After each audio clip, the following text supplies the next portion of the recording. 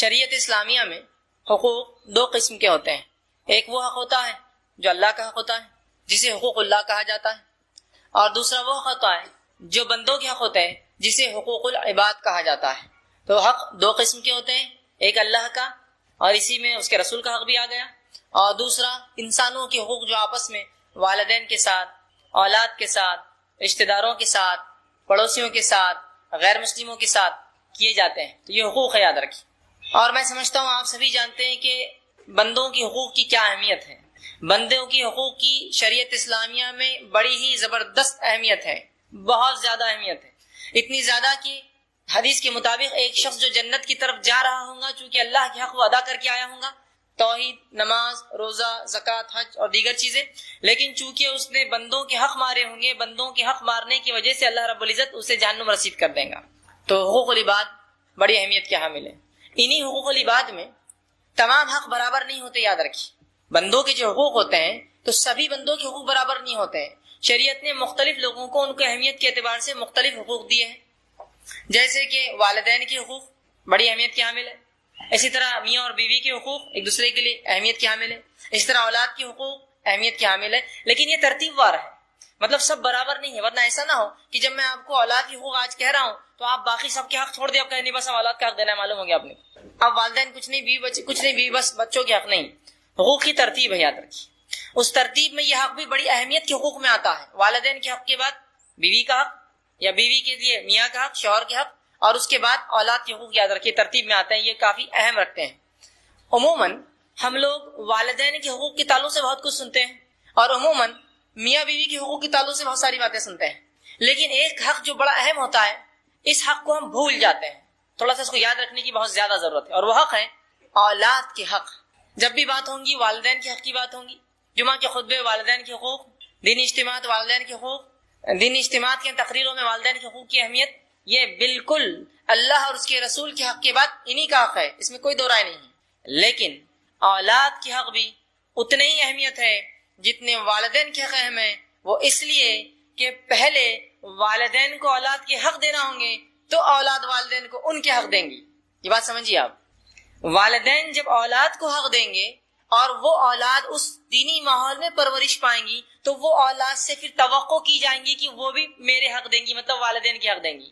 لیکن جس کے پیدائش کے بعد آپ مکمل حقوق مارتے چلے جائے اور صرف اسے یہ تاکید کرے کہ دیکھو میں والد ہوں، میں والدہ ہوں، میرے حق بہت زیادہ ہے، عین ممکن ہے کہ ہر اولاد آپ کے حق ادا نہ کرے، اس لیے کہ آپ ایک طرفہ بات کر رہے ہیں.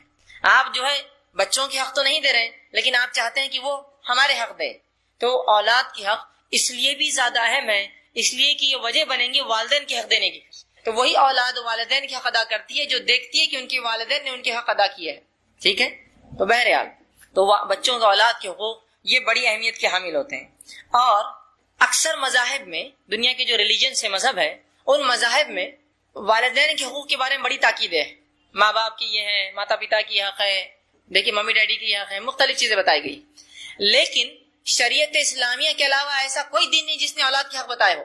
یہ واحد دین ہے جو اولاد کے حق بتاتا ہے. والدین کے حق تمام ادیان بتاتے ہیں، عیسائیت بتاتی ہے، یہودیت بتاتی ہے، ہندو مذہب بتاتا ہے، سکھ مذہب بتاتا ہے، اسلام بتاتا ہے. لیکن اسلام کی خصوصیت یہ ہے کہ وہ جہاں والدین کے حق بتاتا ہے، چونکہ ایک مکمل دین ہے، تو وہیں وہ کیا کرتا ہے، اولاد کے حق بھی بتاتا ہے، چونکہ ایک مکمل دین ہے، مکمل جینے کا طریقہ ہے. اسلام سے پہلے والدین بڑے سنگ دل ہوا کرتے تھے. اگر عرب کا ماحول دیکھے تو یہ اپنے بچوں کو قتل کر دیا کرتے، اور بالخصوص لڑکی اگر پیدا ہو تو زندہ دفنا دیا کرتے تھے. لڑکی کی پیدائش ہو گڑھا کھود کے دفنا دیتے تھے اس کو. اس لیے کسی ایک انسان کے لیے شرم کی بات تھی کہ وہ کہے مجھے داماد ہے. داماد ہے مطلب لڑکی ہے، شرم کی بات، تو دفنا دیتا تھا، یہ چاہیے نہیں مجھے لانا تھا. شریعت اسلامیہ نے اولاد کا تحفظ کیا، چاہے لڑکا ہو یا چاہے لڑکی ہو، تحفظ کیا. اور یہ فرمایا اور کہا، سورہ نام سورہ نمبر 6 آیت نمبر 151 فرمایا، وَلَا تَقْتُلُوا أَوْلَادَكُمْ مِنْ إِمْلَاقٍ، اپنی اولاد کو کیا کھلاؤں گے اس ڈر سے قتل مت کرنا. اپنی اولاد کو اس ڈر سے قتل مت کرنا کہ کیا کھلاؤں گے. اور فرمایا نَحْنُ نَرْزُقُكُمْ وَإِيَّاهُمْ، ہم تم کو بھی کھلائیں گے اور ان کو بھی دیں گے. تو پہلا تحفظ کیا اسلام نے ان کی پیدائش کے لیے کہا، ان کا حق ہے پیدا ہونا. اور لڑکی کے تعلق سے بالخصوص کہا، فرمایا وَإِذَا الْمَوْءُودَةُ سُئِلَتْ بِأَيِّ ذَنبٍ قُتِلَتْ، کہ اللہ رب العزت روز قیامت اس لڑکی کو اٹھائیں گا اور وہ لڑکی اس بارگاہ الہ میں کھڑی ہوں گی جس کو پیدا ہوتے ہی یا پیدا ہونے کچھ روز بعد، کچھ دن یا کچھ سال بعد اس کے باپ نے اس کو دفنا دیا تھا. اور اللہ پوچھیں گا وَإِذَا الْمَوْءُودَةُ سُئِلَتْ، اس باپ سے پوچھا جائے گا کہ وَإِذَا الْمَوْءُودَةُ سُئِلَتْ، اس سے پوچھا جائے گا بِأَيِّ ذَنبٍ قُتِلَتْ، اس باپ سے نہیں معاف کرنا بلکہ اس بچے کو اللہ رب العزت اپنے سامنے کھڑا کریں گا، وہ لڑکی پیش کی جائیں گے، اللہ پوچھیں گا اس لڑکی سے کہ بتا تیرے والدین نے کس جرم میں تجھے قتل کیا تھا، بِأَيِّ ذَنبٍ قُتِلَتْ، تو کس جرم میں ماری گئی؟ اور میں سمجھتا ہوں وہ معصوم کیا جواب دیں گی؟ یہ ایک طرح سے اللہ رب العزت کا غصہ اور غضب ہوگا ان والدین پہ کہ ان سے بات کرنا بھی پسند نہیں کرے گا، اس بچی سے پوچھیں گا کیوں قتل کی گئی، اللہ جانتا ہے کیوں کی گئی لیکن ان کو رسوا کرنے کے لیے اللہ پوچھیں گا اس بچی سے۔ تو سب سے پہلے تو اولاد کی تحفظ کیا اسلام نے، لڑکا ہو یا لڑکی ہو اس کی حفاظت کی، نہ صرف تحفظ کیا بلکہ اسلام نے حکم کیا ان سے محبت کیا جائے، اور ایک اتنا زبردست اور سنہرا اصول اسلام نے بنا دیا، وہ اصول اس طرح سے نبی اکرم صلی اللہ علیہ وسلم جامع ترمذی کی روایت میں فرماتے اور کہتے ہیں لیس منا من لم یرحم صغیرنا ولم یوقر کبیرنا، وہ ہم میں سے نہیں، وہ مسلمان نہیں جو چھوٹوں پر رحم نہ کرے اور بڑوں کی عزت نہ کرے۔ کیا بہترین اصول ہے، وہ ہم میں سے نہیں، آپ فرمانے لیس منا، وہ مجھ سے نہیں، وہ ہم سے نہیں، وہ مسلمانوں سے نہیں، کہ جو لم یرحم صغیرنا، جو بچوں پر رحم نہ کرے، اور فرمایا ولم یوقر کبیرنا، اور بڑوں کی عزت اور توقیر نہ کرے۔ تو بچوں سے محبت، ان پر رحم کرنا، یہ شریعت کی تعلیم ہے اندر کی، اور نبی اکرم صلی اللہ علیہ وسلم کو دیکھا گیا آپ بچوں سے بے انتہا محبت کرتے تھے، آپ بچوں کو گود میں لیتے، آپ بچوں کو چوما کرتے تھے۔ اسی طرح آتا ہے کہ حسن اور حسین رضی اللہ عنہما یہ دونوں اللہ کے رسول صلی اللہ علیہ وسلم کے نواسے تھے، آپ جانتے ہیں، اور آپ صلی اللہ علیہ وسلم جب نماز پڑھتے تو یہ نماز میں آ جاتے جبکہ ان کے نانا امامت کرتے ہوتے، آپ فرض نماز پڑھاتے ہوتے، صحابہ جماعت میں ہوتے، اور آ کے نبی اکرم صلی اللہ علیہ وسلم کے کاندھوں پر بیٹھ جاتے، روایت میں آتا کبھی دونوں طرف پیر ڈال کے گردن پہ بیٹھ جاتے، اور صحابہ جو پیچھے ہوتے ایک مرتبہ فرماتے ہیں کہ آپ صلی اللہ علیہ وسلم اتنا لمبا سجدہ کیا ہم کو لگا اللہ کے رسول کی وفات تو نہیں ہو گئی، انتقال تو نہیں کر گیا، تو ایک صحابی کہتے میں نے جو ہے خاموشی سے اپنا چہرہ اٹھائے تھے کہ معاملہ دیکھ لوں کیا ہوا، اور جب چہرہ اٹھا کے دیکھا تو حسن سر پہ سوار ہے، آپ سجدے میں اور وہ سر پہ بیٹھے ہوئے۔ جب نماز ہوئی تو اس کے بعد میں گیا اور جا کر تھوڑا سا تنبیہتاً کا ایسا کرتے نانا کے ساتھ، تو آپ صلی اللہ علیہ وسلم نے کہا نہیں اسے مت ڈانٹو۔ میں نے یہ سوچا جب یہ نماز میں میرے پیٹھ پر سوار ہوا تو میں نے یہ سوچا چلو یہ بھی تھوڑا گھوڑے کا مزہ لے لے، بچوں کو عادت ہوتی ہے نا، کوئی جھک گیا تو گھوڑا بیٹھ جاتے، تو کہا میں نے بھی سوچا تھوڑا مزہ لے لے میری پیٹھ کا، گھوڑے بیٹھنے کے عادی ہوتے میری پیٹھ کا تھوڑا سا مزہ لے لے بچے، اس لیے میں نے تاخیر کی، تو اس کو مت ڈانٹو، میں نے اس کو یہ اختیار دیا تھا۔ تو آپ نے نماز کو جو ہے تاخیر کر دی جب بچہ آ کر بیٹھ گیا، اتنا رحم، اندازہ لگائیے دین اور شریعت کا معاملہ۔ تو اولاد کی شریعت نے بڑے حق دیے کہ فرض عبادت میں بھی ایک بچہ آ کے سر پہ بیٹھا تو آپ نے اس کو برا بھلا نہیں کہا، اسے ڈانٹا ڈپٹا نہیں، پھٹکارا نہیں، کہا ٹھیک ہے بچہ ہے بیٹھ گیا کیا معاملہ ہے، سمجھ رہے ہیں آپ بات کو؟ شریعت نے بڑے حقوق دیے، ٹھیک، اور یہ حقوق بڑے اہم ہیں، اور ان کی اہمیت اس سے بھی پتہ چلتی ہے کہ اولاد کی پیدائش سے پہلے اس کے حقوق چالو ہوتے ہیں، باقی تمام حق اس عمل کے بعد ہوتے ہیں۔ میاں بیوی کے حق کب ہوں گے؟ جب انسان شادی کریں گا۔ والدین کے حق کب دیں گے آپ؟ ظاہر سی بات ہے والدین پہلے، آپ بعد میں آئیں گے جب والدین کے حق دیں گے آپ، ٹھیک۔ پڑوسیوں کے حق کب دیں گے؟ جب پڑوسی ہوں گے آپ کے۔ رشتہ داروں کے حق کب دیں گے؟ جب رشتہ دار ہوں گے آپ کے۔ جیسے آپ کہیں باہر ملک میں رہتے ہیں، رشتہ دار نہیں تو کیا حق ان کے؟ کچھ بھی نہیں ہو، آپ جب یہاں آئیں گے تو یہاں دیں گے۔ لیکن اولاد کے حق کی اہمیت شریعت نے اتنی رکھی کہ ان کے پیدائش سے پہلے ان کے حق شروع ہو جاتے ہیں، یہ ابھی ہوئے بھی نہیں تو ان کے حقوق شروع ہو جاتے ہیں پہلے سے، اتنی اہم ان کے حق ہیں۔ بہت سی مرتبہ لوگ اولاد کی تربیت کی جب بات آتی ہے تو سمجھ لیجیے بچہ 3 سال 4 سال 5 سال 6 سال 10 سال کا ہوگا تو پوچھتے ہیں کہ اب اس کی تربیت کے لیے کیا کیا جائے۔ اولاد کی تربیت کا پہلا مرحلہ اولاد کی پیدائش کے بعد نہیں شروع ہوتا ہے، اولاد کی تربیت کا پہلا مرحلہ اس کے لیے صحیح ماں کے انتخاب سے ہوتا ہے۔ اسلام میں اولاد کی تربیت پیدائش کی بات فکر نہیں ہوتی ہے، اس کے پیدا ہونے سے پہلے اس کے لیے صحیح ماں کا انتظام وہاں سے ہوتی ہے شروع، یاد رکھیے۔ تو سب سے پہلے نیک بیوی کی تلاش یا نیک بہو کی تلاش، گھر کا اگر ذمہ دار ڈھونڈ رہا ہے تو نیک بہو کی تلاش کریں گا، خود فرد انسان ڈھونڈ رہا ہے تو وہ نیک بیوی کی تلاش کریں گا۔ سب سے پہلا کام اولاد کی تربیت میں اس کا حق ہے۔ عمر ابن خطاب رضی اللہ عنہ کے پاس ایک مرتبہ ایک نوجوان کا واقعہ ہوا کہ اس کے والد نے اس نوجوان کو کھینچ کر عمر ابن خطاب رضی اللہ عنہ کے پاس کہا امیر المومنین میرا بیٹا میرے حقوق نہیں دیتا، میرے ادھیکار میرے رائٹس نہیں دیتا ہے، نصیحت کیجیے، واعظ کیجیے، اسے سمجھائیے۔ امیر المومنین کچھ بولنے سے پہلے اس لڑکے نے کہا امیر المومنین 1 منٹ رکیے، ذرا رکیے، پہلے یہ بتائیے میرے والد کے مجھ پر کیا حق ہے، اس سے پہلے یہ بتائیے میرے کیا حق تھے میرے والد پر۔ اور سوال فطری تھا، پہلے اولاد تو بعد میں آتی ہے، ظاہر ہے تو اس کے پہلے حق ہوتے، جب بڑی ہوتی تو والدین کی دیتی ہے۔ تو امیر المومنین نے کہا اولاد کا پہلا حق یہ ہے کہ اس کے لیے نیک ماں کی تلاش کی جائے، دوسرا حق یہ ہے کہ اس کا اچھا سا نام رکھا جائے، تیسرا حق یہ ہے کہ اس کی صحیح سے تربیت کی جائے، پڑھایا اور لکھایا جائے۔ تو اس لڑکے نے کہا امیر المومنین جو میرا والد میری کمپلین لے کر آیا، شکایت لے کر آیا ہے، سب سے پہلے اس نے میری نیک ماں کا انتخاب نہیں کیا، ایک مجوسیہ سے اس نے شادی کی۔ دوسرا، میرا نام جو میرا حق تھا دوسرا کی اچھا رکھے، میرا نام گبریلا رکھ دیا۔ گبریلا سمجھتے؟ وہ گوبر کے اندر کیڑا ہوتا ہے ایک بڑا کالا، وہ گوبر جمع کرتا رہتا ہے۔ میرا نام صحیح نہیں رکھا، اور میری تعلیم اور تربیت میں اس نے جو ہے کوئی محنت اور مشقت نہیں۔ تب امیر المومنین عمر ابن خطاب رضی اللہ عنہ نے جو ہے فرمایا اور کہا کہ تم اپنی اولاد کا حق نہیں دیتے ہو، اور اولاد بڑی ہونے کے بعد جب تمہارے حق نہیں دیتی ہے تو مجھ سے آ کے حقوق مانگتے ہیں اس کے۔ سمجھ رہے بات کو؟ تو اولاد کا پہلا حق شروع ہوتا ہے، تربیت کا پہلا مرحلہ، فرسٹ سٹیج اس کی پیدائش کے بعد سے نہیں۔ اس بات کو خاص دھیان دے، وہ ہے نکاح کے لیے صحیح لڑکی کا انتخاب، صحیح لڑکے کا انتخاب، صحیح بہو کا انتخاب، صحیح داماد کے انتخاب سے شروع ہوتا ہے۔ اس لیے کہ ایک دیندار لڑکی ہی اپنے اولاد کو دین سکھائیں گے، ایک دیندار باپ ہی جو ہے، لڑکا جو باپ بنے گا وہی اپنے بچوں کو دین کی تعلیم دے گا۔ اب یہ مرحلے کو چھوڑ کر آپ کہیں گے آپ کیسے ہمارے بچوں کی تربیت کریں، تو آپ اگر پہلی سٹیپ میں گر جائیں گے تو باقی کا کیا ہوگا؟ دینداری کو اپنے نکاح میں ترجیح دیجیے۔ ہم کہاں دینداری کو اپنے نکاح میں آج ترجیح دے رہے ہیں؟ تمام چیز دنیا داری والا معاملہ ہوتا ہے۔ لڑکی پسند کرنا ہے دنیا داری، لڑکا پسند کرنا ہے دنیا داری۔ دینداری کو سب سے پہلے ترجیح دیجیے۔ اور نبی اکرم صلی اللہ علیہ وسلم نے اس بات کی وضاحت کے فرمایا، لوگ عورتوں سے 4 چیزوں کی وجہ سے نکاح کرتے ہیں، متفق علیہ روایت ہے، صحیح بخاری مسلم۔ لوگ عورتوں سے 4 چیزوں کی وجہ سے نکاح کرتے ہیں۔ پہلا، ولی مالیہا، اس کے مال کو دیکھ کر لوگ نکاح کرتے ہیں۔ دوسرا، ولی جمالیہا، اس کی خوبصورتی کو دیکھ کر لوگ نکاح کرتے ہیں۔ ولی حسبیہا، اس کے ننیال اور ددیال خاندان کو دیکھ کر نکاح کرتے ہیں۔ ولی دینہا، اور چوتھی چیز دنیا کے اعتبار سے لوگ کیا کرتے ہیں؟ آخری میں چوتھی چیز دینداری دیکھ کر جو نکاح کرتے ہیں۔ اے مسلمان نوجوانوں، تمہارے ہاتھ مٹی لگو، تم دینداری کو لازم جانو نکاح میں۔ دینداری سب سے افضل ہے نکاح میں، یاد رکھیے۔ آج دینداری کو ہم کوئی ترجیح نہیں دے رہے، یاد رکھیے، جس کے نتیجے میں اولاد کی تربیت پھر کہاں سے ہونے والی ہے؟ نبی اکرم صلی اللہ علیہ وسلم نے کتنی پیاری بات کی حدیث کے اندر، اور آپ نے فرمایا، صحیح مسلم کی روایت ہے، الدنیا کلھا متاع، دنیا جمع کرنے کی چیز ہے، وخیر متاع الدنیا المرأۃ الصالحہ، اور اس میں سب سے بہترین سامان یا چیز جو ایک انسان کو مل جاتی ہے وہ نیک بیوی ہے۔ اس سے بہترین کوئی چیز نہیں ہے دنیا میں، نیک بیوی۔ تو سب سے پہلا کام اولاد کی تربیت میں کیا کرنا ہوگا؟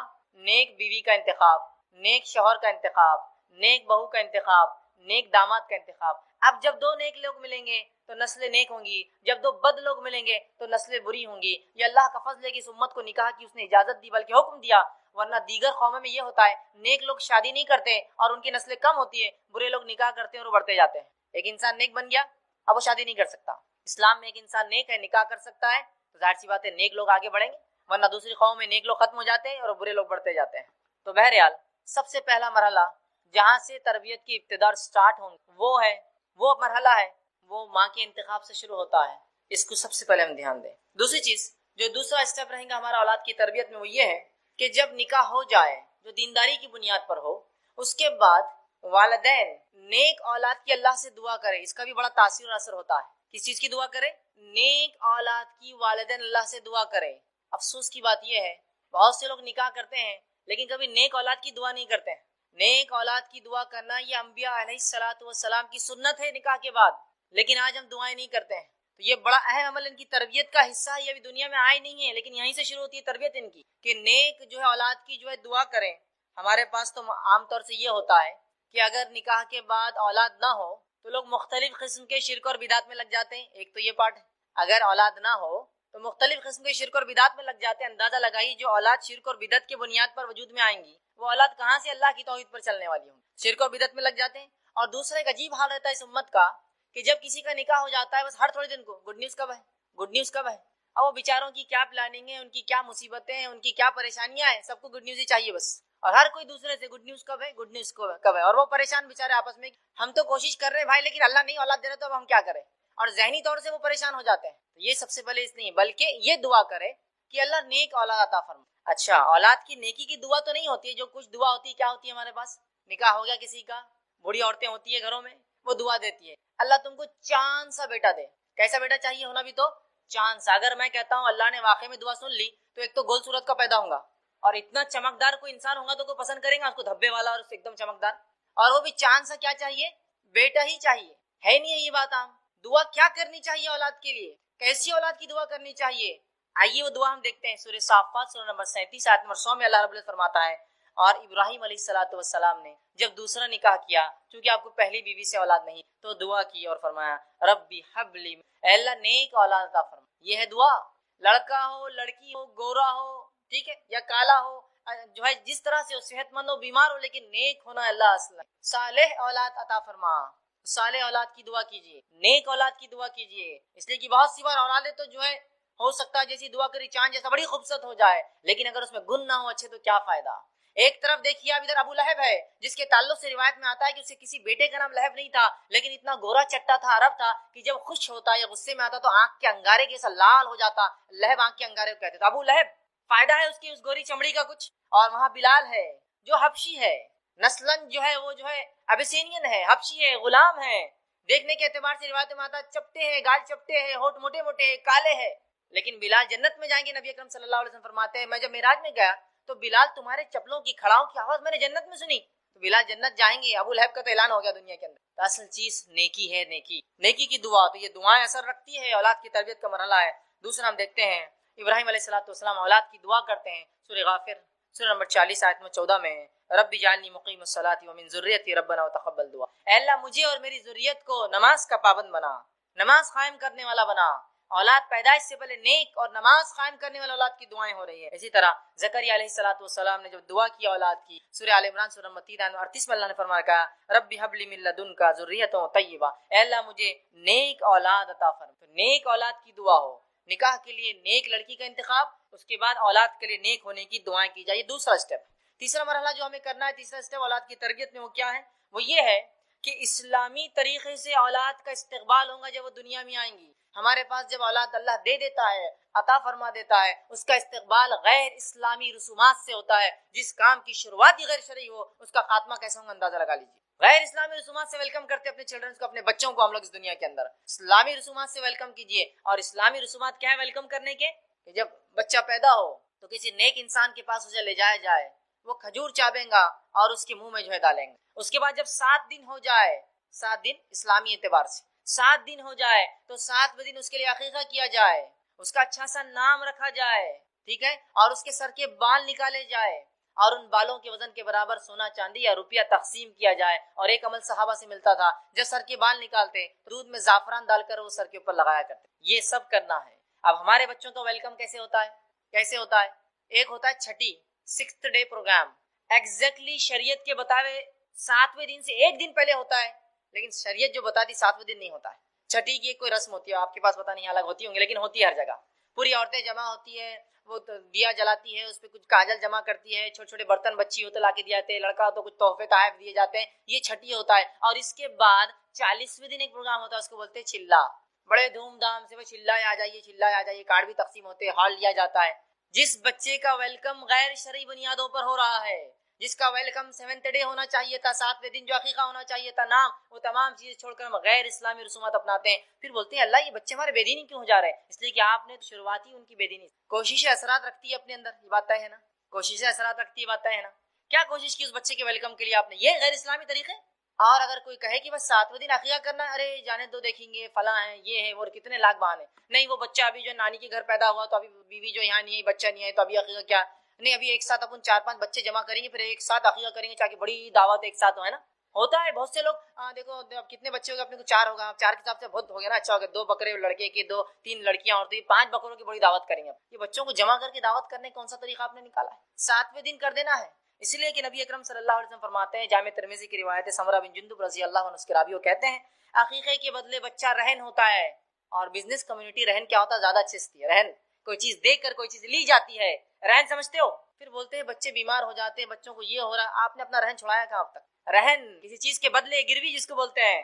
بچہ رہن ہوتا ہے عقیقے کے بدلے میں. جب انسان عقیقہ کرتا ہے تو اس کو چھڑا لیتا. تو لڑکا ہو تو آپ صلی اللہ علیہ وسلم کے تعلق سے مسند احمد کی روایت ہے, جو ہے ماں عائشہ رضی اللہ عنہ فرماتی ہے, جب لڑکا ہوتا تو اللہ کے رسول 2 جانور ذبح کرنے, 2 بکرے, 2 دمبے, 2 بکریاں کا حکم دیتے, اور جب لڑکی ہوتی تو 1 ذبح کرنے کا حکم دیتے. اسی طرح مسند احمد کی روایت ہے, آپ صلی اللہ علیہ وسلم جب بچہ پیدا ہوتا تو اس کے بال نکالنے کی جو ہے اجازت دیتے کہ 7ویں دن اس کے بال, اس کو ایزا دینے والی چیز, چونکہ ماں کے پیٹ میں ان بالوں کے ساتھ رہا ہے, وہ بیماری اور ایزا دیتے ہیں, تکلیف دیتے ہیں, تو ایزا دینے والی چیز نکالنے کا حکم دیتے. اور صحابہ بالوں کو نکالتے. ان بالوں کے وزن کے برابر نبی اکرم صلی اللہ علیہ وسلم سونا یا چاندی, آج کے زمانے میں ہم بولیں گے کیش, اس کے برابر تقسیم کرتے غریبوں. ٹھیک ہے. اسی طرح اگر لڑکا ہو تو اس کی ختنہ کیجیے. لیکن آج ہم دیکھتے ہیں ان تمام چیزوں کو چھوڑ کر بدعت اور خرافات ہم لوگ چھٹی اور 40واں ہم کر رہے ہیں, چلا جس کو کہتے ہیں. سنت کو جگائیے, ورنہ کیسے ہمارے بچے دیندار ہوں گے جن کا ویلکم اس طرح سے نہیں ہو رہا ہے. تو یہ بات بڑی اہم ہے، یاد رکھیے۔ اور اتنا ہم چیزوں کو کھینچتے، شریعت نے جو حکم دیا 7واں دن عقیقہ تو پتہ نہیں 7 سال بعد ہو رہا ہے، 70 سال بعد ہو رہا ہے۔ نام رکھنا ہے 7واں دن، نام رکھنے کے لیے آخری حد ہے، 7th ڈے تو رکھنا ہے، اس سے پہلے بھی آپ طے کر کے رکھ سکتے ہیں۔ جیسے نبی اکرم صلی اللہ علیہ وسلم کو ایک لڑکا ہوا اور جبرائیل علیہ السلام آئے اور کہا اے ابو ابراہیم، مطلب لڑکے کا نام ابراہیم رکھا تھا آپ نے، اس لیے آتے ہی پکارا اس نام سے آپ کو، تو ایڈوانس رکھا جا سکتا ہے۔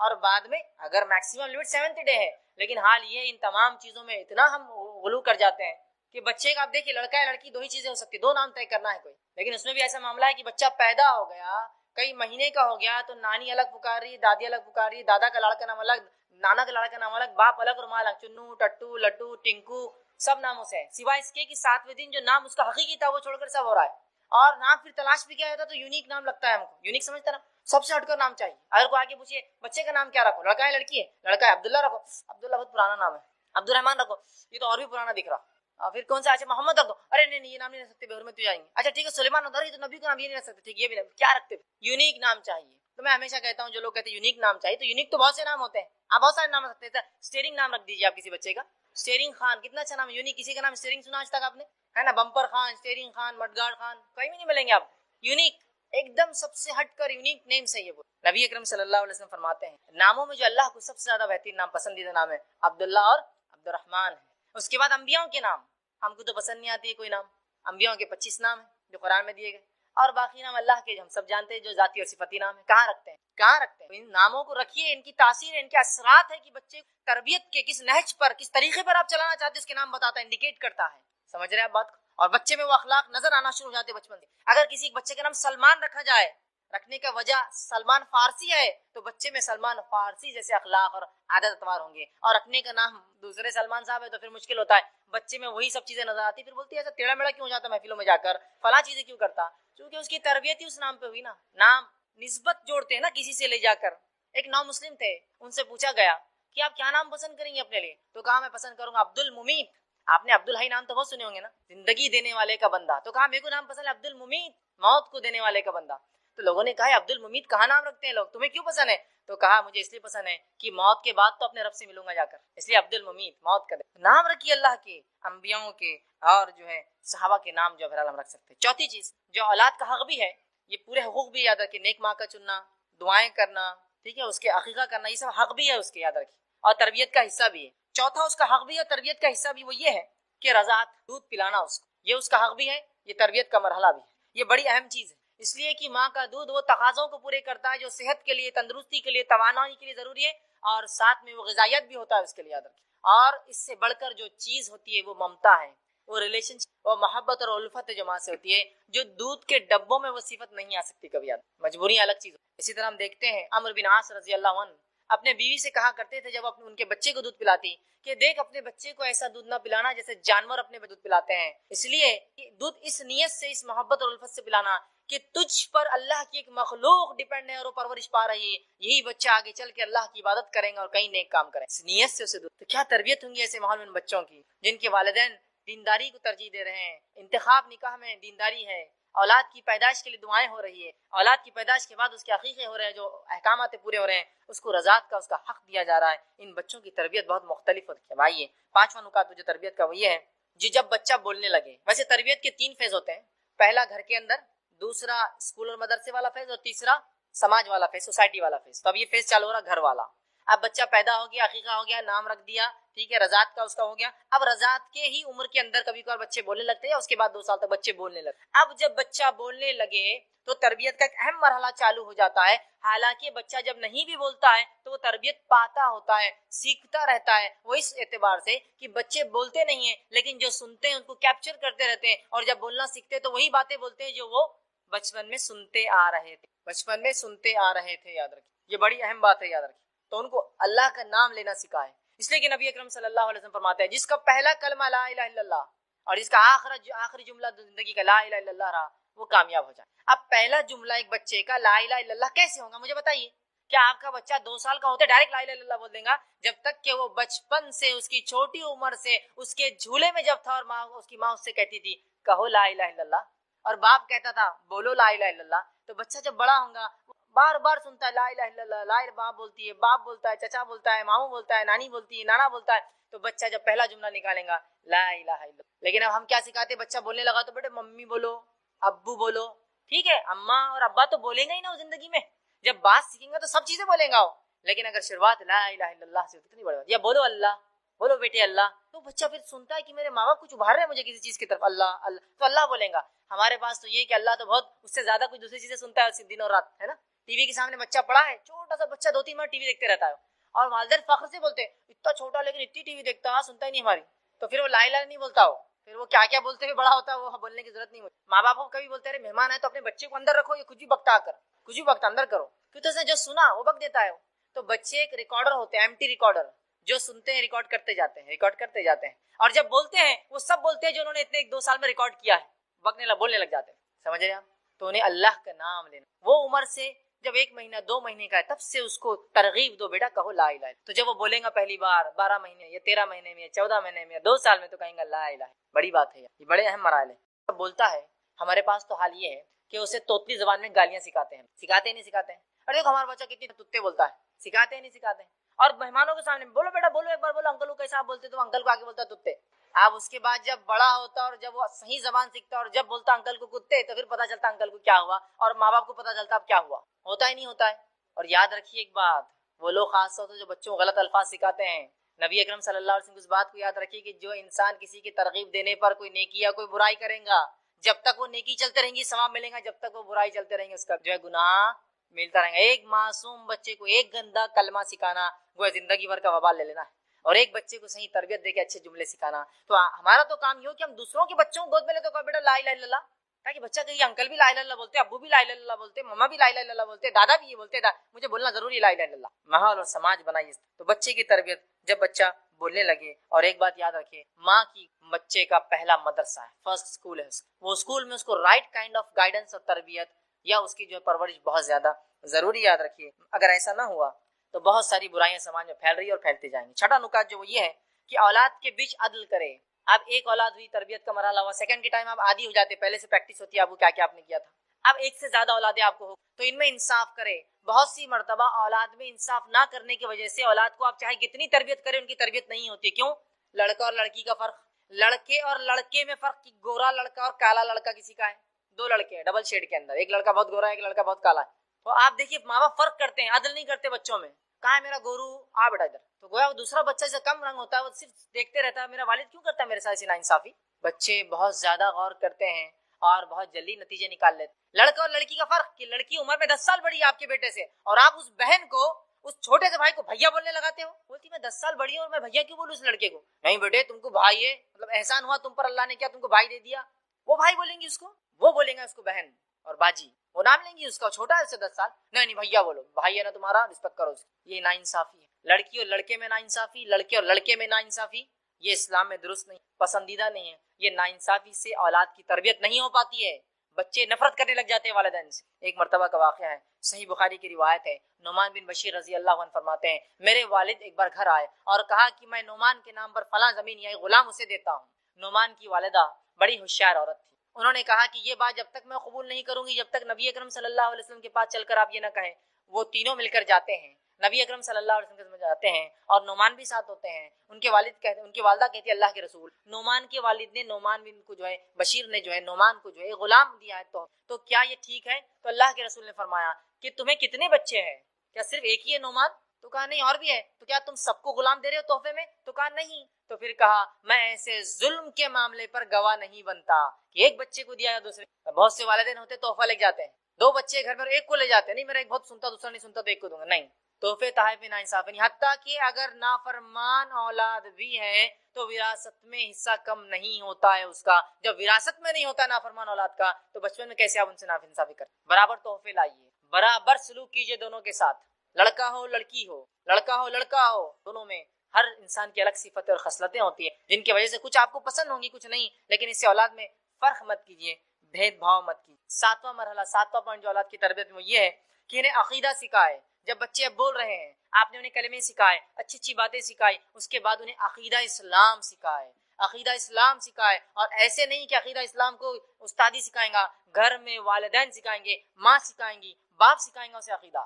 اللہ رحم کرے ایسی ماں پر اور ایسے باپ پر جو بچے کے ساتھ گھوم رہے ہیں پھر رہے ہیں اور چلتے اور پھرتے انہیں عقیدہ سکھاتے ہیں کہ باہر نکلے بیٹا، یہ جھاڑ ہے، یہ کتنا ہرا ہے، یہ ہمیں ہوا ان سے جو فلاں ہوتی ہے، یہ کاربن ڈائی آکسائڈ پیتے ہیں، آکسیجن دیتے ہیں. انہیں کس نے بنایا؟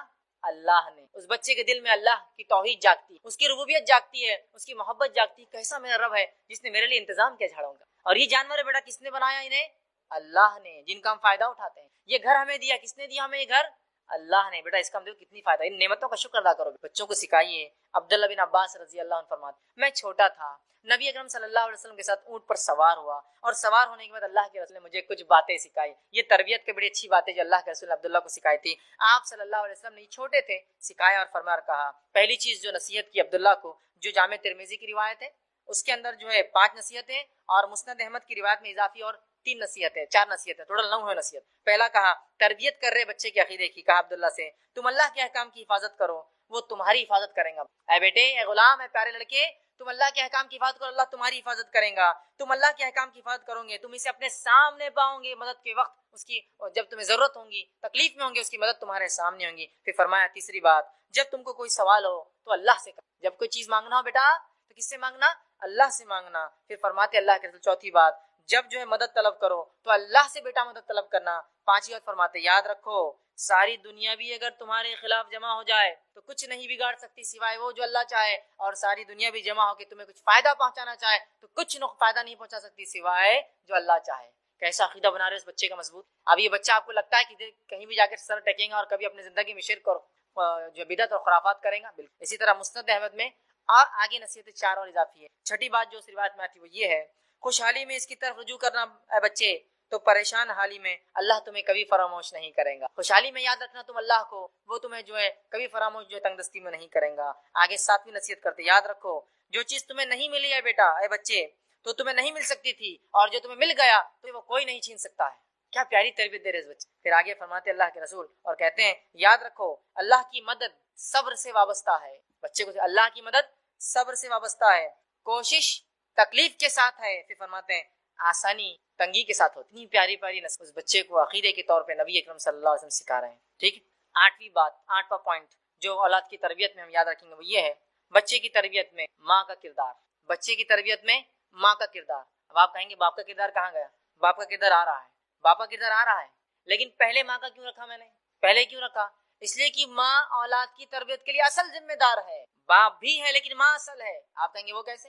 ابو داؤد کی روایت، ایک شخص آ کر کہتا ہے اللہ کے رسول صلی اللہ علیہ وسلم میرے ماں باپ میں سے میری خدمت کا پہلا حقدار کون ہے؟ کہا ماں.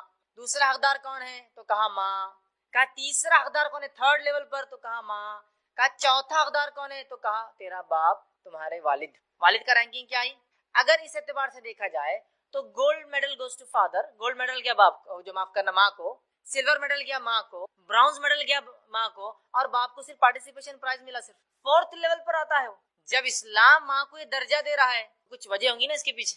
اگر آپ کو ایک پوزیشن اور پوسٹ دی جاتی سماج میں تو کیا آپ ناکارہ نااہل کام نہ کرنے کی وجہ سے دی جاتی ہے، کام کی وجہ سے دی جاتی ہے؟ اسلام نے عورت کو ماں کا جو مقام دیا ہے وہ اس لیے اتنا اونچا ہے کہ اس کا مقام، اس کی اہمیت اور اس کی تربیت سب سے اول ہے، اس لیے اس کا ہے. اور اسی لیے اسلام نے عورتوں کو کام سے اور تجارت سے دور رکھا، اس لیے کہ ان کو سب سے امپورٹنٹ ورک کرنا ہے سماج کا لڑکے اور لڑکیوں کی تربیت کا. سمجھ رہے آپ؟ اسی لیے ان کو گھر میں رکھا، ذمہ داریاں دی کمائی کی، کیونکہ اسلام جانتا ہے بہت اہم کام کرنا ہے عورتوں. ٹھیک ہے. تو ماں کا پہلے کردار ہے. اور یاد رکھیے ماں کا کردار اتنا اہم اور اصل ہے کہ اولاد باپ کے مقابلے میں ماں کے عقیدے پر ہوتی. اولاد باپ کے مقابلے میں ماں کے عقیدے پر ہوتی. یاد رکھیے. سمجھ رہے ہیں بات کو؟ یہ لوگ غور سے سنیں جو دینداری کو نہیں دیکھے خوبصورتی کو ترجیح دیتے ہیں. اولاد باپ کے مقابلے میں ماں کے عقیدے پر ہوتی ہے. مطلب اولاد ماں کی بات زیادہ سنتی ہے باپ کے مقابلے میں. اگر باپ کہے کہ اس گھر میں آج اس دن یہ چیز نہیں ہوں گی، وہ قائل نہیں اس چیز کا، وہ کہہ کے چلا جائے تو وہ عورت بچوں کو بولتی بیٹا ابو آئے نا شام میں نہیں بولنا. وہ سب کرتی ہے. جب شام میں ابو آتے آج کچھ ہوا تو نہیں، بچے بولتے ابو کچھ بھی نہیں ہوا آج. بھی بولتی نہیں آپ نے نہیں بولے بات میں کیسا کر سکتی کوئی چیز. بچے سپورٹ کس کو کرتے ہیں؟ ماں کو. اب ماں دیندار ہے، باپ کتنا بھی بے دین ہو تو ماں بچوں کو تربیت یافتہ کر دیں گی. سمجھ رہے ہیں بات کو؟ تو ماں کا کردار اہم ہے. اور ماں کے عقیدے بچہ ہوتا ہے. اس کی پہلی دلیل نوح علیہ السلام کا بیٹا ہے. کیونکہ آپ کی بیوی ایمان نہیں لائی، آپ کا بیٹا بھی ایمان. اس لیے میں نے کہا بچے ماں کے عقیدے پہ ہوتے باپ کے. کیونکہ بچے اپنے دل کی بات جب باپ کو بھی کہنا ہوتا ہے والد کو تو کس سے کہلواتے ہیں؟ ممی آپ بولو، امی آپ بولو، والدہ آپ بولو، امی حضور آپ بولو، ہے نا؟ یہ کرتے ہی نہیں کرتے. تو بہت اہم ہے ماں کا کردار. تو عورتیں اس بات کو غور سے سنیں. آپ ایک بہت اہم ذمہ داری کے تحت معاشی ذمہ داریوں سے، اکنامیکل برڈن سے دور کی گئی ہے تاکہ آپ تربیت کریں بچوں کی. لیکن افسوس کی بات ہے آج ہماری مائیں کہاں وہ تربیت کری، ہماری بہنیں اور مائیں جو تربیت مطلوب ہے. آج تو تربیت کا یہ معاملہ ہے کہ ماں کے گود میں ایک ہماری بہن کے گود میں ایک چھوٹا بچہ ہے اور وہ بیٹھ کے 3 گھنٹے اگر سنیما اور ٹی وی دیکھتی ہے تو کیا امید کی جائیں گی ان بچوں سے کہ یہ خالد بن ولید بنیں گے اور یا ابوبکر اور عمر اور عثمان بنیں گے؟ بہت اہم کردار ہے ماؤں کا. جب ماؤں نے اپنی ذمہ داری چھوڑ، یاد رکھیے روز قیامت پوچھ بھی ہے. وہ حدیث یاد کیجئے، اور عورت سے پوچھوں گی اس کے شوہر کے بچوں کی کیا کیا اس ذمہ داری، اور جو ذمہ داری ضائع کرے وہ جنت کی خود. تو آج ہم دیکھ رہے ہیں مائیں تربیت نہیں دے رہی. دوسرا واقعہ ام سلیم رضی اللہ عنہا، ان کے بیٹے انس بن مالک، انس کے تعلق سے آتا ہے رضی اللہ عنہ کہ ان کی والدہ ایمان لائی تھی. ابو انس غیر مسلم تھے اور ایک مرتبہ وہ گھر آئے تو یہ تو ایمان والی تھی. انس سے کہا کہو بیٹے لا الہ الا اللہ، تو انس نے فوراً کہہ دیا لا الہ الا اللہ. تو ابو انس نے کہا کہ تم تو بگڑ گئی ہو، میرے بیٹے کو بھی بگاڑ دے رہی ہو. اور لاکھ منع کرنے کے باوجود بھی انس برابر جو ماں کہتی رہی لا الہ الا اللہ کہتے رہے. تو بچوں پہ ماں کا اثر زیادہ ہوتا ہے باپ کے. آئیے تیسرا واقعہ اسماعیل علیہ السلام کا، جن کی والدہ ہاجرہ علیہ السلام ہے. جو ہاجر علیہ السلام ایک ایسی ماں کی مثال ہے جس نے اپنے بیٹے کی ایسی تربیت کی جس کی زیادہ تفصیلات تو تفصیلات زیادہ کیا بالکل ہی نہیں ملتی، سوائے ایک واقعے میں ایک جملے کی جو اللہ رب العزت نے اپنی کتاب میں دہرایا. جملہ بتا دیتا ہے کہ کیا تربیت تھی ہاجرہ کی اسماعیل کے معاملے میں علیہ السلام. کیا تربیت تھی. ابراہیم علیہ السلام چھوڑ کر گئے اس چیرخوار جو اسماعیل کو اور اپنی بیوی کو، لیکن اس کے بعد جب ایک حکم ہوتا ہے خواب کے ذریعے کہ جا کر اپنے بیٹے کو ذبح کر دو، اس بیٹے کو لے کر نکلتے ہیں اور کہتے ہیں بیٹا میں نے خواب دیکھا ہے، انی تذبحک فانظر ماذا تری، اس خواب میں دیکھتا ہوں میں تجھے ذبح کر رہا ہوں، اب تو بتا کیا کرنا ہے. تو بیٹے کا ایک جملہ ہاجرہ کی تربیت کا کنکلوژن ہے. بیٹا کہتا ہے کہ اے میرے والد کر گزریے تفعل ما تؤمر، کر گزریے جو رب کی طرف سے حکم آپ کو آتا ہے، ستجدونی انشاءاللہ من الصابرین، آپ مجھے انشاءاللہ صبر کرنے والوں میں پاؤ. یہ ایک جملہ اسماعیل کا ان کی ماں کی تربیت بتاتا کیا تھی جو ایسی کی تھی ہاجرہ نے، ایک یونیک تربیت کہ باپ آ کر کہتا ذبح کرنا ہے اور بیٹا کہہ رہا ہے کر گزریے جو آپ کرا آپ کو انشاءاللہ میں صبر کرنے والا. تو بچے ماں کے عقیدے پر ہوتے ہیں. ماں دیندار تھی، اسماعیل بھی دیندار تھا اس حد تک جو کہا بس کرنا ہے تو آپ کر دیجئے خطبہ، ہے نا. اسی طرح ہم دیکھتے ہیں اس مرحلے میں ایک چیز کو خاص خیال رکھیں، وہ یہ ہے کہ مائیں اور باپ دونوں مل کر بچوں کو لاڑ اتنا نہ کر دے کہ بچے لاڑ میں عام زبان میں کہتے ہیں سڑ نہ جائے، ورنہ بہت سی بار اتنا لاڑ ایکسٹراڈنری ہو جاتا ہے کہ پھر بعد میں بچوں کو کنٹرول کرنا ناممکن ہو جاتا ہے. سمجھ رہے ہیں آپ بات؟ تو یہ مرحلہ بہت اہم ہے. اور ایکسٹراڈنری لاڑ نے جس کو عام زبان میں کہتے ہیں کہ سونے کا نوالا کھلائیے لیکن کڑوی نظر سے دیکھیے. سخت معاملہ ہوگا، سب کیا کھانا ہے کیا پینا ہے کیا دینا ہے سب کیجیے جو کرنا ہے، لیکن تربیت کی اور بد اخلاقی کی اور کسی دوسرے معاملے میں ذرہ برابر بھی چھوٹ نہیں ہے. بچوں سونے کا نوالا کھلائیے لیکن کڑوی نظر سے دیکھیے تاکہ وہ بگڑے نہ. ٹھیک. نواں مرحلہ، نواں جو کام کرنا ہے 9 پوائنٹ وہ یہ ہے باپ کی تربیت کیسی ہوں گی، مطلب باپ کا رول تربیت میں اولاد کی بڑا اہم ہے. ماں کے بعد اس کا چونکہ رول آتا ہے، باپ کا رول بھی یاد رکھیے تربیت میں بہت اہم ہے. اور باپ اور استاد یاد رکھیے دونوں کی ذمہ داری ایک جیسی ہوتی ہے. اس لیے میں اس کو انشاءاللہ عزیز جو بچہ جب گھر سے باہر قدم رکھتا ہے تو جو ہے تربیت میں باپ کا کردار، باپ کا رول، اور اس کے بعد اس کے استاد، اس کے ٹیچر دونوں کا رول آتا ہے.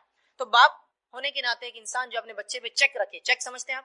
مطلب یہ کہ دن بھر وہ ماں کے ساتھ تھا، شام میں آ کے آج ستائے تو نہیں، آج دعائیں یاد ہوئی، آج عربی برابر ہوئی، آج اسکول گئے تھے، آج ہوم ورک ہوا، آج دعائیں فلاں ہوئی، آج یہ ذکر ہوا تھا کہ آج پورا چیک. پڑوسیوں کو تکلیف تو نہیں دے گی، پورا چیک کیا والد. اور اگر کہیں چوک ہو اور اس کی بیوی آ کر کمپلین کرے بچے کی ماں تو والد اس کو سیریسلی لے اور بچوں کی تنبیہ کرے، ڈانٹے اور سمجھائے کہ آئندہ یہ غلطی میں نہیں سنوں گا آپ کی. جیسے ایک ماں ٹیچر ہوتی ہے تو باپ ایک ایگزامینر جیسا ہے کہ آ کے وہ چیک کرے گا کہ کیا ہوا، صحیح ہوا نہیں ہوتا. ورنہ بہت سی بار ماں تو انتھک کوشش کرتی ہے، شام میں باپ آ کے پوری محنت پانی پھیر دیتا کہ بچے آ کے بولتے ابو آج امی نے ایسا کرے، اور الٹا جو ہے وہ آدمی اس کی بیوی کہتا کیوں ایسا کرے میرے بچوں کو. بچے شیر بن جاتے ہیں، ان کو پتا چل گیا ماں کی نہیں سننا ہے اپنے کو. یہ بات یاد رکھیے باپ جو ہے، اور باپ کے لیے بہترین نمونہ ابراہیم علیہ الصلوۃ والسلام، باپ کے لیے بہترین نمونہ خود نبی اکرم صلی اللہ علیہ وسلم، اور باپ کے لیے بہترین نمونہ کہ کیسا ہو جو ہے لقمان علیہ السلام ہے. قرآن کے مختلف ابواب اٹھائیے اور ان کی زندگیوں کو دیکھ تو پتہ چلے گا باپ کیسا ہونا. اسی طرح 10واں نکات وہ یہ ہے بچے کی تربیت میں اسکول اور درسگاہ کا رول. اسکول اور درسگاہ کا رول اب بڑے اہم ہم ایشوز کی طرف جا رہے ہیں، اس لیے کہ اب گھر میں تربیت ہو رہی ہے لیکن اب رائٹ کائنڈ آف ایجوکیشن اگر باہر نہیں ملے گا تو اس کے بھی بہت خطرناک نتائج نکلتے ہیں. یاد رکھیے جیسے کہ جو اسکول اور درسگاہ کا جو رول جو بچے کی زندگی میں ہوتا ہے تربیت میں بڑا اہم ہے. یاد رکھیے اس لیے کہ ماں باپ کی تربیت کے بعد اب اسکول اپنا رول یا مدرسہ جس کو اسکول کا یہ وہ رول ادا کرتا ہے. لیکن آج ہم دیکھتے ہیں ہمارے پاس مذہبی اسکولوں کا وجود ہی نہیں. مدرسہ ایک الگ چیز، ایسے اسکول کی تو ہمارے کتنے پرسنٹیج بچے مدرسوں میں جاتے بتائیے آپ؟ پورے امت کے میں سمجھتا ہوں 3 سے 4 یا 5 یا 10% بچے مدرسوں میں جاتے ہیں، باقی بچے کہاں جاتے ہیں؟ اسکول. آج ہمارے پاس اسلامک اسکول کا کوئی تصور نہیں ہے. لیکن آج ایسے اسکولوں کی اتنی سخت کمی ہے. ارے اسکول تو بہت دور کی بات ہے، ایسی دینی درسگاہوں کی بھی کمی ہے جو دینی درسگاہ ہمارے بچوں کو کتاب اور سنت کے مطابق تعلیم دے. ہوتا ہے نا کچھ اسکول چلیے اب نہیں ہے ایسا اسکول، تو ہمارے بچے اسکول الگ پڑھتے ہیں، مدرسہ جاتے ہیں جہاں کے مکتب میں سیکھتے ہیں، ان مکتبوں کا بھی انتظام نہیں ہے. اور اگر ایسے اسلامک اسکول نہیں ہے تو انہیں ڈالیے، اور اگر نہیں ہو سکتا تو اپنے بچے کو بہت طے کر کے ایسے سیکولر اسکولس میں ڈالیے جہاں مذہب کی کوئی چھاپ نہ ہو، ورنہ پتہ نہیں وہ کون کون سے مذہب کے بچپن سے قائل ہو جائیں گے. یاد رکھیے بچے بڑے اثر لیتے ہیں چیزوں کا. تمام تر وسائل ہونے کے باوجود ہم نے آج جو ہے اسکولوں میں جو ہے وہ نظم اسلامک اسٹڈیز کا نہیں لایا، یا ایسے مکتب اور مدارس نہیں قائم کرے جو خالص کتاب و سنت کی تعلیم دے. اسی طرح آج ہم دیکھتے ہیں جو کچھ تھوڑے بہت پیرنٹس ہیں جو دھیان دیتے ہیں وہ صرف دنیاوی ایجوکیشن پر دیتے ہیں. دینی ایجوکیشن غائب ہے ان کے پاس، صرف دنیاوی ایجوکیشن. دینی تعلیم کو بھی اہمیت دیجیے، اس کے لیے نظم قائم کیجیے، اس کے لیے سسٹم بنائیے. یاد رکھیے جتنا پیسہ اسکول میں ڈالتے ہیں میں سمجھتا ہوں اس سے زیادہ پیسہ آپ نے دینی تعلیم میں ڈالنا چاہیے، اس لیے کہ اگر یہ بچہ مر جائیں گا تو آخرت میں جو چیز کام آئیں گی وہ یہی تعلیم ہے. اس کے لیے ہم جو ہے کوشش کریں اور اس کے لیے ہم تمام ذمہ دار ہیں. 11واں پوائنٹ وہ یہ ہے، اور انشاءاللہ کچھ اور پوائنٹس کی بات ختم کروں گا، وہ یہ ہے کہ بچے کی تربیت میں اب دوست اور احباب مطلب اس کے اب دوست اور فرینڈ سرکل کا بڑا امپورٹنس ہوتا ہے. اب یہ تھا مرحلہ پیدائش، گھر کی تربیت وہ سب ہوا، اسکول کی تربیت ہو گیا، اب آیا معاملہ دوست. ایک بچے کو لاکھ اچھی تربیت دینے کے بعد بھی ایک غلط دوست پوری زندگی کی آپ کی محنت پہ پانی پھیر سکتا ہے. لہٰذا ہمارے بچوں کے کون دوست اور کون سہیلیاں ہو نہ ہو اس کو طے والدین کریں گے، ہم کریں گے. بیٹا آج کس کے ساتھ ہے؟ امی آج ہم عبداللہ کے ساتھ ہے. بڑے عبداللہ کون ہے؟ عبداللہ فلاں انکل کے بچے. اچھا وہ انکل کون ہے؟ نکالیے ڈیٹیلز. ایسا تو نہیں ہمارا بچہ حرام خور لوگوں کے ساتھ یا ایسے لوگ جو حرام خوری کرتے ہیں ان کے ساتھ یا لوگوں پہ اور انسانیت پہ ظلم کرتے ہیں ان کے ساتھ رہے، ورنہ وہ بگڑ جائیں. تو والدین طے کریں گے بچے کس کے ساتھ رہیں گے، اس لیے کہ نبی اکرم صلی اللہ علیہ وسلم کی حدیث ہے جو الایمان میں علامہ ابن تیمیہ لے کر آئے، جنہوں نے حدیث کو لایا ہے، جو کہ ناصر البانی رحمہ اللہ نے اس کو حسن درجہ دیا. آپ نے فرمایا کہ اللہ کے رسول نے آدمی اپنے دوست کے دین پر ہوتا ہے، لہٰذا تم میں سے کسی کو بھی اس چیز کا خیال رکھنا چاہیے کہ کس سے دوستی کرتا ہے. آدمی اپنے دوست کے دین پر ہوتا ہے، لہٰذا تم میں سے ہر شخص کو خیال رکھنا چاہیے وہ کس سے دوستی کرتا ہے. اور عربی کا ایک قول ہے کہ تم یہ نہ پوچھو کہ وہ کیسا ہے، تم یہ دیکھو کہ اس کے دوست کیسے ہیں. مطلب کسی کے بارے میں معلومات لینا ہے تو پوچھنے کی ضرورت نہیں ہے، اس کا فرینڈ سرکل دیکھ لیے آپ کو پتہ چل جائے گا کہ وہ کون ہے. سمجھ رہے آپ؟ تو بچوں کے دوست اور سہیلیاں بغیر والدین کے سلیکشن کے نہ ہو، یہ بات طے ہو. 12ویں چیز وہ یہ ہے کہ بچوں کی تربیت میں کھیل کود کا نظم. بہت سی بار والدین بچوں کو کھیل کود کرنے نہیں دیتے ہیں، اور ایک غلطی جو والدین سے ہوتی ہے معلوم وہ کیا ہے؟ یہ غلطی کو آپ اگر سدھاریں گے انشاءاللہ بہت زیادہ فائدہ ہوگا. وہ کیا ہوتا ہے؟ بچہ جا کر سمجھے ٹیبل پہ ہاتھ لگا رہا ہے، یہ مت کرو. گلاس اٹھا رہا ہے کانچ کا، یہ مت اٹھاؤ. گاڑی پہ بیٹھ رہا ہے چابی لے رہا ہے، یہ مت لو. کھانا کھا رہا ہے تو ایسا مت کرو، وہاں مت جاؤ، یہاں مت آؤ. ہم کیا کرتے ہیں معلوم؟ صرف کیا مت کرو، کیا مت کرو، نہیں نہیں نہیں نہیں نہیں بولتے ہیں. وہ دل میں سوچتا ہے دنیا میں لائق ہے کچھ ہر چیز نہیں اور نہیں اور نہیں اور نہیں تھی کرنے کی. تو سمجھ رہے آپ؟ ہر چیز کو آپ بولتے ہیں گاڑی کی چابی کو ہاتھ مت لگاؤ، فوراً آپ کو بولنا پڑے گا بیٹا گاڑی کی چابی کو ہاتھ مت لگاؤ، آپ کو دوسری کی لا کے دیں گے اس سے کھیلا کرو، چونکہ اس کو چاہیے وہ چیز. کانچ کے گلاس کو ہاتھ مت لگاؤ، آپ اسٹیل کے گلاس سے کیوں نہیں پانی پیتے اور کھیلتے ہو. وہاں مت جاؤ، اس کے بدلے بیٹا آپ یہاں جاؤ نا، ادھر خطرہ ہے. یہ مت کھاؤ، اس لیے کہ اسلام میں منع ہے بیٹا، وہ کیوں نہیں کھاتے؟ فوراً الٹرنیٹ دیجیے اس کو. یہ نہیں تو کیا، یہ نہیں تو کیا. یہ سنت رسول ہے کہ اللہ کے رسول جب صحابہ کسی عمل سے روکتے فوراً الٹرنیٹ سولوشن دیتے. جیسے کہ آپ صلی اللہ علیہ وسلم فرمایا، ایک بار دیکھا حضرت بلال رضی اللہ عنہ 2 ناخص کھجوریں ردی کھجوریں لے کر گئے اور ایک اچھی لائے. آپ نے کہا بلال یہ کیسے ہوا؟ تو کہا میں نے 2 ردی کھجوریں ایک شخص کو دی اور اس کے بدلے میں ایک اچھا لے لیا. آپ نے کہا ایسا مت کرو، اس میں سود ہے. تم 2 ردی کھجوریں پہلے بیچو اور بیچنے کے بعد پھر ایک ٹوکری اچھی کھجور لو. تو پہلے آپ نے کہا یہ غلط ہے اور فوراً سولوشن دیا کیا کرنا ہے. تو بچوں کو والدین سے غلطی کیا ہوتی ہے؟ یہ مت کرو مت کرو مت کرو مت کرو مت کرو بولتے ہیں. فوراً آپ بولے یہ مت کرو اور یہ کرو، یہ مت کرو بیٹا یہ کرو، یہ مت کرو یہ کرو. کیوں کرنا ہے ایکٹیویٹی؟ کچھ نہیں، فطرت ہے نا بچوں کی. تو بچوں کی تربیت میں کھیل کود بڑا امپورٹنٹ رول رکھتے ہیں. ہمارے پاس پیرنٹس اس پہ دھیان نہیں دیتے والدین. کھیل کود کا کوئی نظم جس سے ان کی جو ایکسٹرا انرجی ہوتی ہے جو برن نہیں ہوتی نا، تو پھر وہ کیا کرتے ہیں معلوم آپ کو؟ کہیں بھی یوز کرتے ہیں. بہت سے بار بچوں کو والدین کمرے میں بند رکھتے ہیں، گدے پھاڑ دیتے ہیں، دیواروں کو رنگ دیتے ہیں، پھر والدین پریشان ہوتے ہیں ایسے بچے کیسے ہوتے جا رہے ہیں. آپ ان کو کھیلنے لگا رہے ہیں، ان کے اس جوش اور توانائی کو ختم کیجیے. ڈیلی جو ڈیولپ ہوتی ہے، چلیے آج کھیلنا ہے، آج گارڈننگ کریں گے بیٹا، آج سنڈے چلو آج کھودنا ہے، پلانٹیشن کرنا ہے اپنے کو، آج یہاں جانا ہے، آج مدد کرنا ہے، سوشل سروس کا کام ہے اپنا. چھوٹا بھی ہے تو ساتھ لے جائیے اس کو. بچے سیکھ، آپ کا بزنس ہے، آپ کوئی چیز جما رہے ہیں، چلو بیٹا آج جمانے کے لیے میرے ساتھ رہوں گے. اس کی اس ایکسٹرا انرجی کو یوز، اس کو رائٹ کائنڈ آف گیمز میں ڈالیے. ایسے کھیل جو اس کے جسم کو نشو و نما دیتے ہیں. وہ فالتو قسم کے گیم نہیں جس کے اندر اس کا دن اور زندگی برباد ہو رہی ہے. اچھے کھیل یاد رکھیں، اچھی چیزیں یاد رکھیں جو ضروری ہے ایک انسان کے لیے. ان کھیلوں کی طرف، ان چیزوں کی طرف جو متوجہ کرے اور ان کو رائٹ کائنڈ آف سپورٹس کے اندر ڈالے، اور جس سے ان کے جسم کی توانائی، طاقت، قوت ڈیولپ ہو. اسی طرح جو ہے 13 پوائنٹ وہ یہ ہے کہ بچوں کے درمیان انعامی مقابلے رکھیے. انعامی مقابلے سمجھ کمپٹیشن رکھیے کہ چلو آج دونوں خیرت کروں گے آپ اس پہ انعام ملیں گا, آج دونوں قرآن کون زیادہ پڑھتا ہے اس پہ انعام ملیں گا, آج سیرت طیبہ پر ایک کمپٹیشن ہے آپ ایگزام دو فلاں ملیں گا, آج یہ کروں گے تو یہ ملیں گا, یہ پڑھوں گے تو یہ دیا جائے گا, شام تک یہ دعا کروں گے تو آج ایک کیڈبری آپ کے لیے ہے شام میں, کون پڑھیں گا سب سے پہلے. اگر آپ اس سال ایسے کامیاب ہوتے اتنے پارے حفظ کرتے تو ایک گاڑی آپ کو آج دینے والے اس مہینے اس سال ہم ان کے اندر مقابلے رکھیے, اس سے جوش و جذبہ بڑھتا ہے اور بچے بہت زیادہ وہ کام کر پاتے ہیں جو کام ویسے وہ نہیں. اسی طرح 14 پوائنٹ وہ یہ ہے کہ بچے کی تربیت میں ایمانیات کا اہتمام کیجیے, یاد رکھیے جیسے کہ اسلامیات اور اذکار کا اہتمام, حرام کاموں سے روک کر حلال چیزوں کو بتائیے, ان کے اخلاق ڈیولپ کیجیے, آداب ان کے اچھے, نماز کو لے جائیے 7 سال کے ہو جائے تو اور 10 سال کے اور نہ جائے تو ان کو سزا دیجیے کہ نماز کو چلے, قرآن کی تلاوت انہیں سکھائیے, لباس کا شعور دیجیے کہ کون سا لباس سے کون سا, تعلیم دیجیے, بہادری سکھائیے تاکہ ہمارے بچے جو ہے بزدل نہ بن جائے کہ لوگوں کی مدد کرنا, آگے بڑھ کے کسی کو کام کو کرنا, یہ تمام چیزیں انہیں سکھائیے. 15واں پوائنٹ وہ یہ ہے کہ جو ہے تربیت کا جو ہے ایک نازک مرحلہ, اور اس کے بعد انشاءاللہ آخری پوائنٹ ہے نازک مرحلہ. وہ کیا ہے معلوم آپ کو, جب بچے ہمارے کالج جانے لگ جاتے ہیں, یہ بہت نازک مرحلہ ہوتا ہے. اب یہ کیا ہو گیا کہ اسکول کی تعلیم سے نکل گئے اور اب یہ سماج کے اندر چلے جاتے ہیں, کیونکہ کالج میں ویسی تعلیم نہیں ہوتی جو اسکول میں ہوتی ہے جہاں کیئر ٹیک کیا جاتا ہے.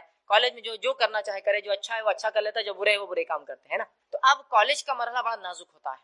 اس معاملے میں باپ اور ماں بچے کے دوست بن جائے. علی بن ابی طالب رضی اللہ عنہ فرماتے تھے بچے جب 7 سال تک ہوتے ہیں تو ہم ان سے کھیلتے ہیں, پھر 7 سال ہم انہیں تربیت دیتے ہیں اور 7 سال ہم ان کے دوست بن جاتے ہیں. ایسے کتنے والدین ہیں جو اپنے بچوں سے بات کرتے ہیں, وہ تو چھوڑیے, ایسے کتنے والدین ہیں, والدہ تو بھی ہوتی ہے, ایسے کتنے والد ہیں جن کو یہ پتا ہے کہ میرے 4 بچے کون کون سی کلاس میں, بڑا کچھ تو بھی پڑھتا, چھوٹا کچھ تو بھی کرتا, منجلا کچھ تو بھی کرتا, اس کا نہیں معلوم کیا کرتا, مطلب ان کو معلوم نہیں کون سی کلاس میں. وہ ان کی اما دیکھتی, میں زیادہ اس پہ ٹینشن نہیں لیتا, ان کی ماں کا کام ہے. آخری بار بیٹے سے کب بات کی تھی اپنے, نہیں میری بیٹی سے جمتی نہیں ہوں, میں گھرتا, میں ایسے گھرتا بس. اور انڈین فادر کا ایک عجیب مسئلہ ہے, انڈین فادر ایک اینگری ینگ مین رہتا ہمیشہ, ایک دم غصیلا نوجوان. مطلب حال یہ ہے کہ باپ گھر میں آ رہا تو بچے گھر سے باہر بھاگ جا رہے, امی بولتی ابا آ گئے تو بچے پورے باہر, کوئی بیڈ روم میں, کوئی چھت پر, کوئی ادھر کی, تو باپ آ گیا. ہونا تو یہ چاہیے تھا کہ باپ آنے کے بعد اعلان ہو کہ باپ آ گیا تو بچے باپ کی طرف آئیے, باپ سے دور بھاگتے ہیں, کیونکہ ہمارا جو باپ ہوتا ہے اینگری ینگ مین, پورے گھر باس کا غصہ, سڑک کا غصہ, ٹریفک کا غصہ, گاڑی کے خراب ہونے کا غصہ بیوی اور بچوں پہ نکالتا ہے. اب جب وہ ریلیشن ڈیولپ نہیں ہوں گے تو کالج میں جب بچے جاتے ہیں تو ان میں جذبات چھلکتے ہیں, ان جذبات کو کس سے وہ شیئر کرے. پھر جب آپ ان کے دوست نہیں ہوتے ہیں تو وہ غلط دوست اور صحبت میں پڑ جاتے. تو ماں دوست بن جائے, ان کی باپ دوست بن جائے کہ بھائی کیا چل رہا ہے کالج میں, اب سب ٹھیک تو چل رہا ہے نا, کوئی مسئلے مسائل ہو تو ہم سے ڈسکس کیا کرو یار, دوست بن جائیے ان کے. تب ہم دیکھیں گے یہ تمام جو غلطیاں ان سے ہو رہی نوجوان سے بچ جائیں گی, کیونکہ ان کا فادر گائیڈ کر رہا ہے, ان کو دنیا دیکھ چکا ہے, ان کا باپ پوری, ان کی ماں دنیا دیکھ چکی ہے, وہ گائیڈ کر رہے ہیں. یہ بڑی اہم چیز ہے. اور یاد رکھیے ان کو جو ہے اس بات کو سمجھائے, اور خاص طور سے اس بات کا دھیان دیں کہ جب آپ کے بچے کالج میں جائیں ان کو محبت کی حقیقت کیا شرعی اعتبار سے ضرور سکھائیے آپ, ورنہ عشق مزاجیوں کے چکر میں بچے اپنی زندگیاں برباد کر. محبت کی کیا حقیقت ہے شریعت کے مطابق, یہ بڑی اہم چیز. تو محبت ایک ایسا جذبہ انسانی نفس میں جو راسخ وہ نکل نہیں سکتا ہے, شریعت اس کو کنٹرول کرتی ہے. وہ بتائیے بیٹا کیا جائز اور کیا ناجائز ہے, کیا کرنا اور کیا نہیں کرنا ہے, اور فاسد محبت سے آپ کو اپنے آپ کو بچانا ان کالجوں سے, اور اس چیز کی تربیت انہیں دیجیے. اور 16واں اور آخری پوائنٹ جو ان کی تربیت کے اندر بڑا اہم رول ادا کرتا ہے وہ یہ ہے, اب کالج جا رہے ہیں, بڑے ہو چکے ہیں, بالغ ہو چکے ہیں, جتنے جلدی ہو سکے ان کا نکاح کر دیجیے, جتنے جلدی ہو سکے نکاح کر دیجیے. نکاح کرنے کے لیے وہاں پر 100 بہانے, نہیں ابھی وہ پڑھ رہے ہیں, تو پڑھ رہے تو کون خرچہ برداشت کر رہا ہے ان کا, آپ ہی کر رہے ہیں نا. لڑکی پڑھ رہی ہے تو کون خرچہ برداشت کر رہا ہے اس کی شادی ہونے تک, آپ ہی کر رہے ہیں نا. تو شادی کرنے میں کیا جاتا ہے, شادی ہونے سے ایک بوجھ آ جائے گا, وہ اچھی محنت کریں گا. یاد رکھیے نکاح نہیں ہونے سے جو برائیاں پھیلتی ہیں تو وہ کنٹرول نہیں کی جا سکتی, کیونکہ انسانی فطرت ہے کچھ چیزیں, اور فطرت تو ختم نہیں کیا جا سکتا. تو جتنے جلدی ہو سکے نکاح کر دے. باپ اس اللہ رب العزت اس باپ پر رحم کرے جو اپنے بچے کا نکاح صرف یہ سوچ کر جلدی کرتا ہے کہ میرا بچہ جو کسی شر اور فتنے میں نہ پھنس جائے, نکاح نہیں ہو. یہ زمانہ جو حالات جو ہے بہت برے جا رہے ہیں, یہ زمانے میں ہم دیکھ رہے ہیں لوگ اتنے قسم کی برائیوں میں جو پھنس چکے ہیں صرف اس وجہ سے کہ نکاح نہیں ہوتا ہے. تو والدین دھیان دیں اور جلد سے جلد نکاح کر دے. اب میں نے بات نکاح سے شروع کی تھی, پھر لا کے میں نے بات نکاح پہ ختم کر, اب پھر وہی مرحلہ نکاح, دیندار لڑکی, اور پھر وہ پوائنٹس پورے گول چلیں گے. یہ سائیکل بن گئی کہ نکاح آ گئے, نکاح کے بعد پھر وہی تربیت, وہ سب آئیں گے, پھر نکاح کماؤ. تو نکاح کر دیں تاکہ پھر اب یہ سائیکل پھر چلیں گی, اور ایک نسل کے بعد دوسری نسل دنیا میں آئیں گی جو اللہ کی عبادت کریں گی. تو لہٰذا یہ بے انتہا ضروری ہے کہ ہم اس بات کو اولاد کی جو ہے صحیح تربیت کریں. ایک آخری جو ایک پوائنٹ ہے, پوائنٹ نہیں وہ ایک سوال ہے جو والدین کرتے ہیں, اس کا جواب دے کے بات ختم کروں گا. ہم لاکھ کوشش کرنے کے بعد بھی ہمارے بچے سدھرتے نہیں. ہم نے لاکھ عربی کی ٹیوشن کی, اسکول کیا, کالج گیا, پیسہ خرچ کیا, پھر بھی بچے نہیں سدھرتے. وجہ کیا ہے؟ اس کی بڑی ایک اہم وجہ ہے, اس وجہ کو رکھ کے اپنی بات ختم کروں گا. بڑی عام اور بڑی اہم وجہ, اگر اس وجہ کو آپ نے آج ختم کر دیا, اس چیز کو آج ختم کر دیا, تو آج ہمارے گھروں کی آدھی تربیت تو ہو جائیں گی. میں اگر آپ سے کوشچن کروں کہ ایک ہاؤس ہے پانی کا, اس کے اندر صاف پانی بھرنا ہے آپ کو, اور اس ہاؤس میں ایک سوراخ میں سے گندا نالی کا پانی آتا ہے, تو کتنی دیر میں اس हाउस में साफ पानी भरा जाएगा, आप कहेंगे जिंदगी भर भी नहीं भरा जाएगा, क्योंकि साफ पानी आता गंदा पानी आता, साफ पानी आता गंदा पानी। अक्लमंद इंसान वो है जो पहले गंदे पानी के रास्ते को बंद करे फिर साफ पानी उसमें भरे, है नहीं है? तो ये बिगाड़, अखलाकी बिगाड़, समाजी बिगाड़, ये बिगाड़, वो बिगाड़, उनकी तरबियत का बिगाड़ क्यों आ रहा है? उसकी वजह क्या, रीजन क्या है? वो रीजन रख रहा हूँ आपके साथ, रीजन है क्या है मालूम? और अगर आप आज आपने उस रीजन को रोक दिया, उस अमल को छोड़ दिया, अपने घरों की आदि इस्लाह हो जाएंगी, औलाद की आदि बुराइयां, आदि ज्यादा बुराइयां खत्म हो जाएंगी, और वो तरबियत का या वो चीज है जिसके लिए सिर्फ आपको क्या चाहिए मालूम? हिम्मत चाहिए, थोड़ी सी। मर्दों को कह रहा हूँ, औरतों को तो हिम्मत की भी जरूरत नहीं, औरत आज बंद कर सकती, मर्दों को हिम्मत लगती थी। क्यों, क्या होता है जब मैं बताऊंगा तो आपको समझ में आएगा। सिर्फ आपको जाकर अपने केबल चैनल को बंद कर देना, आदि इस्लाह और आदि बिगाड़ आज खत्म हो जाता है, अभी आज रात से खत्म हो जाएंगे। आप लाख अरबी पढ़ाइए, लाख ट्यूशन लगाइए, लाख रुपया खर्च कीजिए, लेकिन टीवी पे घंटों बैठ के जो बुराई देखेंगे, क्या आप समझते हैं क्या वो अच्छाई करेंगे? फिर आज हो जाएंगे। मैंने मर्दों से क्यों कहा कि मर्दों की हिम्मत लगती है, इसलिए कि बहुत से यार मर्द जोश में आ जाता है, आज बंद कर देता हूँ, फिर जाके बोलता बेगम बंद कर दूं क्या? बेगम बोलती है तुम रहेंगे या टीवी रहेंगी, क्या करना है? तो बोलता अच्छा ठीक है रहने दो, टीवी रहने दो। होता है ना, होता है, ये मुझे पता है, बगैर बीवी से पूछे कि नहीं बंद कर सकते आप, इसलिए मैंने कहा आपको हिम्मत लगेगी। औरतों को क्या करना है मालूम? सिर्फ जाके बोलना है आज से टीवी नहीं चलेंगे। अगर उसका शौहर बोला क्यों, अगर तुम टीवी देखते रूम में नहीं आता, बोलता अच्छा नहीं ठीक है, टीवी बंद, मैं ले आके फेंक देता उसको बाहर, रूम में आना बंद मत करो, लेकिन है ना? तो औरतें आज कर सकती है, लेकिन क्या है, हम लोग ये तो सुनते हैं, 1000 लेक्चर, 1000 बयान सब होते हैं, प्रैक्टिकल अमल करना तो फिर पछतावा तो, और 1 साल बाद एक लेक्चर होगा, 6 महीने बाद ये तरबियत पे, फिर और ये होगा, फिर और 10 साल बाद भी ये होगा, कुछ नहीं होगा। अक़दामात, फॉरेन स्टेप्स, सबसे पहले टीवी बंद कीजिए, या फिर टीवी वैसे वो डब्बा हराम नहीं है, उस पर जो आता हराम हलाल है,